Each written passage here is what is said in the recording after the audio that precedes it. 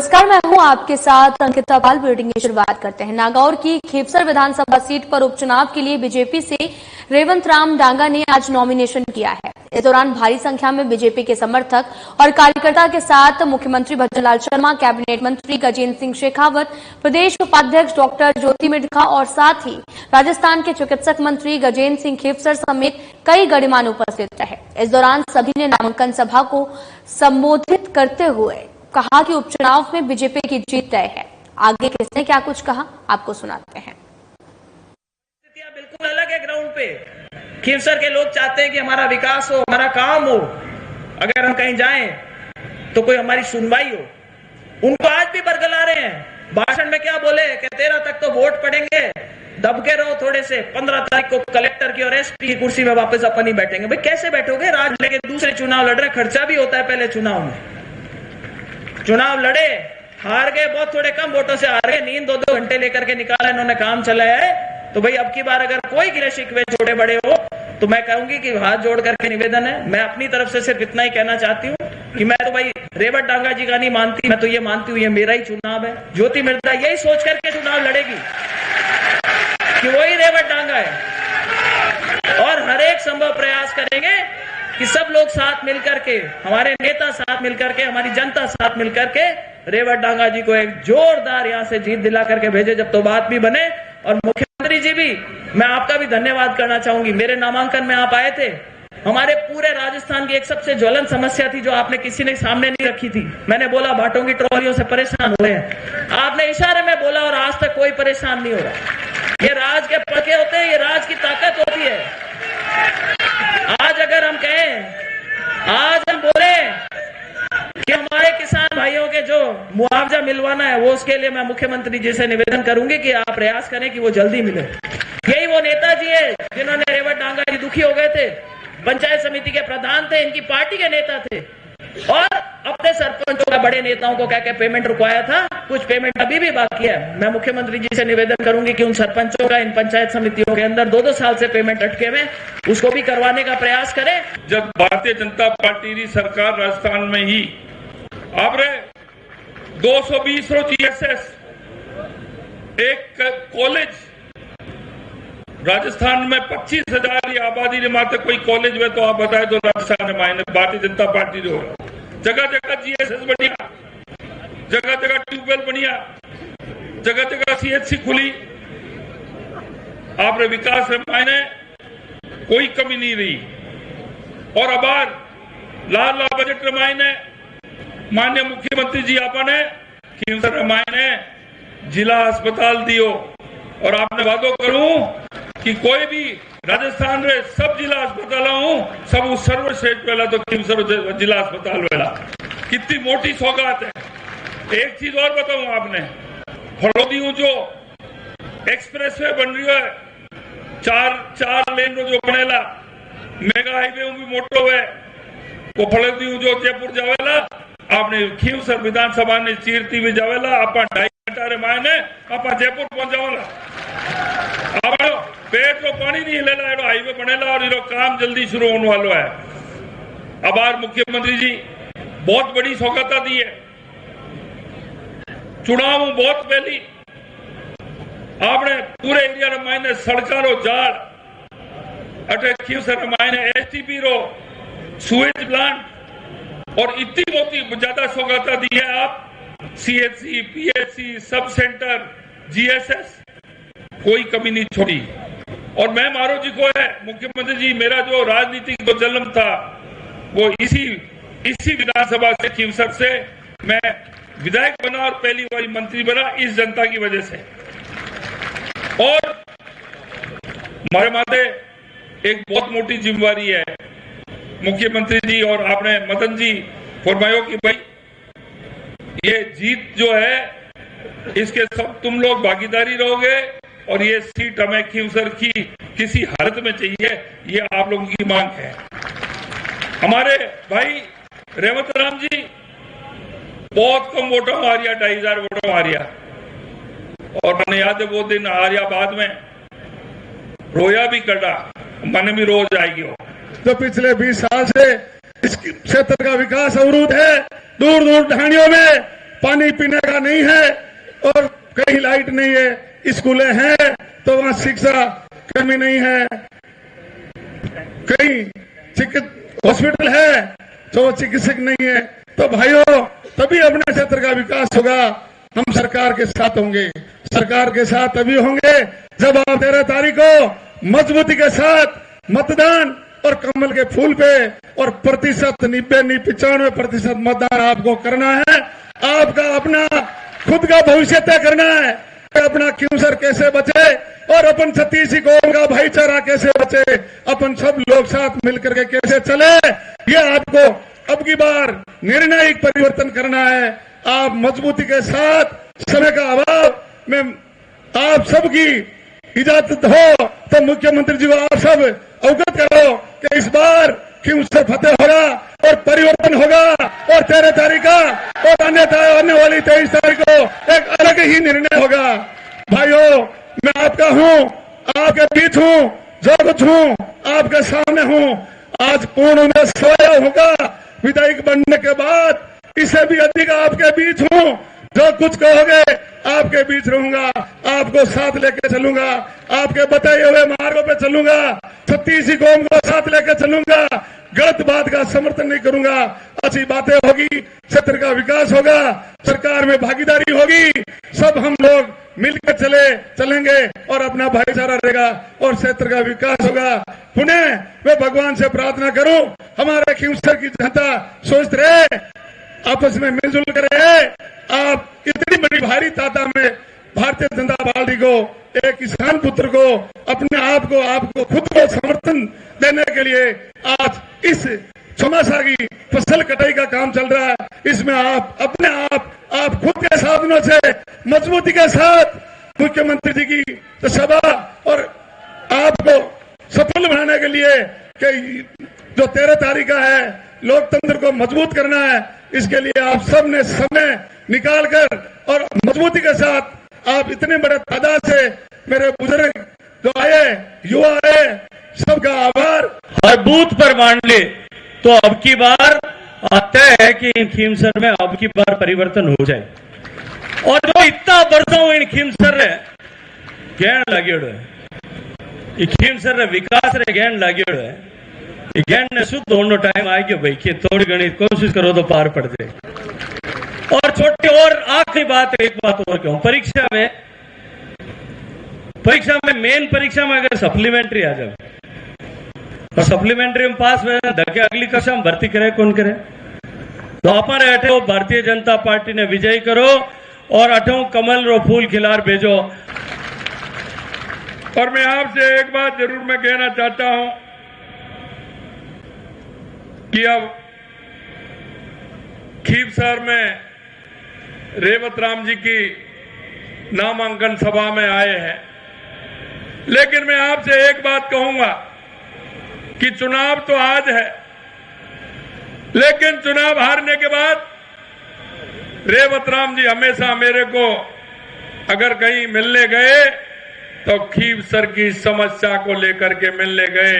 हर बार आते हैं, 1, 2, 4 कागज लेकर के आते हैं, उनको इतनी चिंता है। आज वो नामांकन के लिए आए, फिर भी मेरे को 4-5 कागज उन्होंने पकड़ा दिए हैं।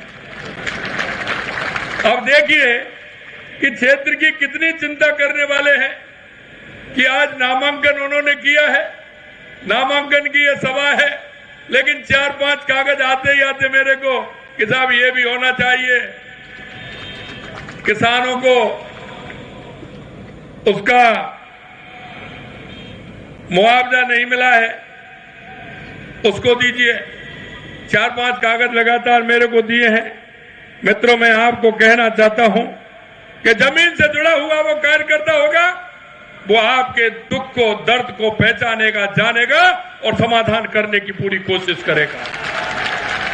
इसलिए मैं कहता हूं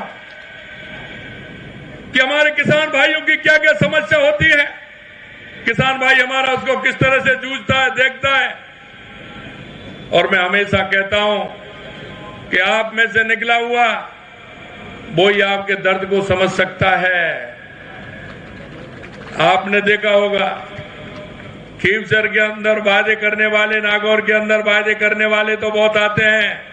मैं आपसे कहना चाहता हूं, हमारी भारतीय जनता पार्टी जब चुनाव आए थे तो भारतीय जनता पार्टी ने संकल्प पत्र दिया था चुनाव से पहले, और कांग्रेस हमेशा घोषणा पत्र देती है।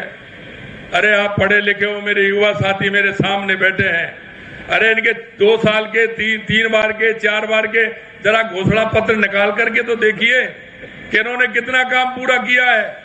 और हम आपसे कहना चाहते हैं कि हमने जो संकल्प पत्र में वादा किया था वो वादा 5 साल के लिए था, लेकिन 10 महीने के अंदर हमने 50% पूरा किया है, 50% संकल्प पत्र पूरा किया है। ये ऐसे लोग हैं, कभी इस पाले में तो कभी उस पाले में। अब खुद का पाला पता नहीं है तो आपका पाला बता सकते हैं क्या? आपका काम कर सकते हैं क्या? अरे जरा सोचिए। मैं आपसे यही कहना चाहता हूं कि स्थायी रूप से, क्योंकि हमारे देश के यशस्वी प्रधानमंत्री नरेंद्र मोदी जी जो कहते हैं वो करते हैं और करते हैं वो कहते हैं। इसलिए मैं कहना चाहता हूं कि भारतीय जनता पार्टी की केंद्र की सरकार हो या प्रदेश की सरकार हो, जो अपने संकल्प पत्र को लेकर के चलती है, जनता के बीच में जो वायदे करती है, एक एक वायदे को पूरा करती है। आपके बीच में से माननीय सिया साहब और अजय किलिक जी मेरे पास गए थे, वहां बैठे थे, तो आपने मेरे से कहा था कि अब की बार नागौर में मूंग बड़ी अच्छी हुई है। पूरे राजस्थान में ही पैदावार अच्छी हुई है, लेकिन उन्होंने कहा नागौर में मूंग बहुत अच्छी हुई है। मूंग हुई है ना? अरे कैसी हुई है बताओ ना? अच्छी हुई है ना?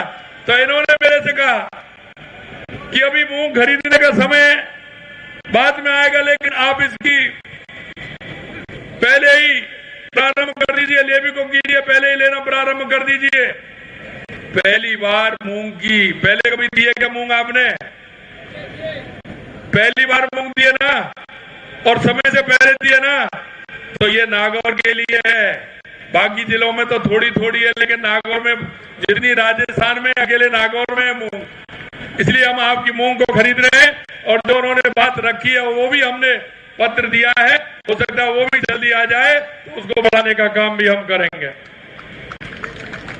मैं आपको कहना चाहता हूं मेरे भाई और बहनों कि आपने जिस तरह से पिछली बार देखा होगा, हमारे गजेंद्र खीमसर जी ने कहा, सही कहा, एक ऐसा आदमी, भोला भाला आदमी, किसान व्यक्ति मात्र 2000 वोटों से पीछे रहे थे,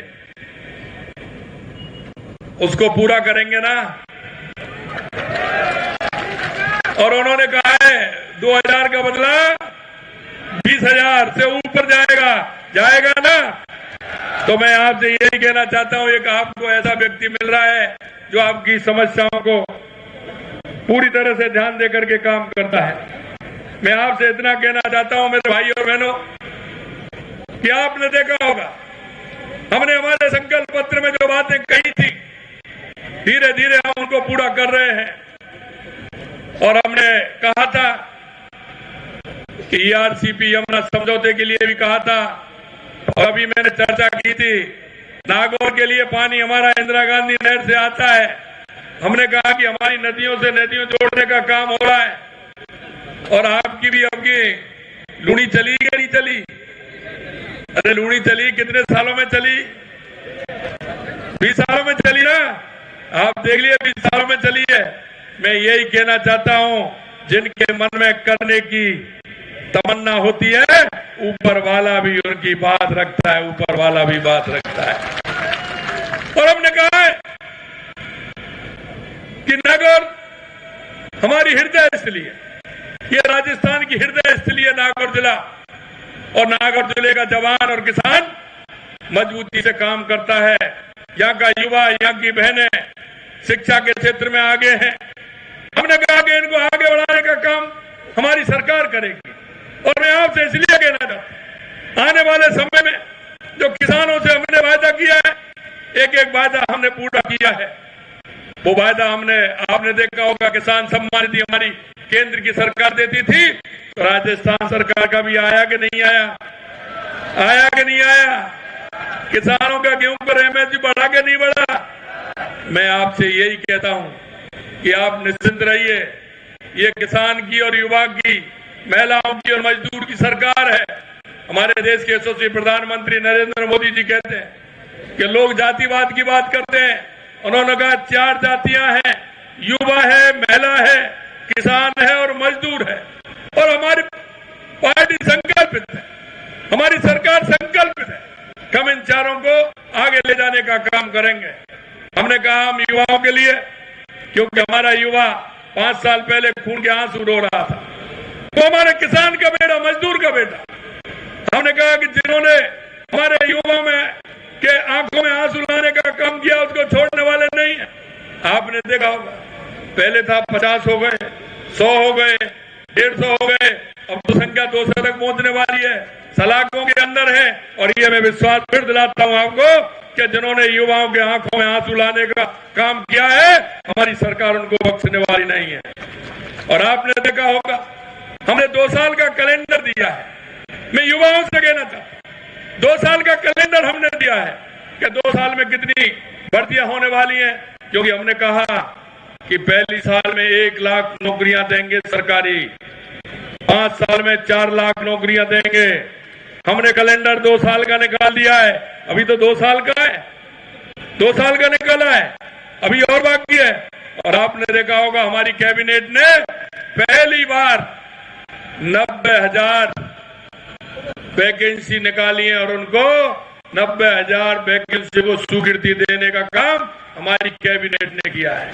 मैं आपसे पूछना चाहता हूं, ये 60,000 जो हमने चतुर्थ श्रेणी कर्मचारी की भर्ती निकाली है, कि क्या ये 10 महीना की है? क्या ये इतने 10 महीने में खाली हो गए? क्या कितने दिन से खाली है?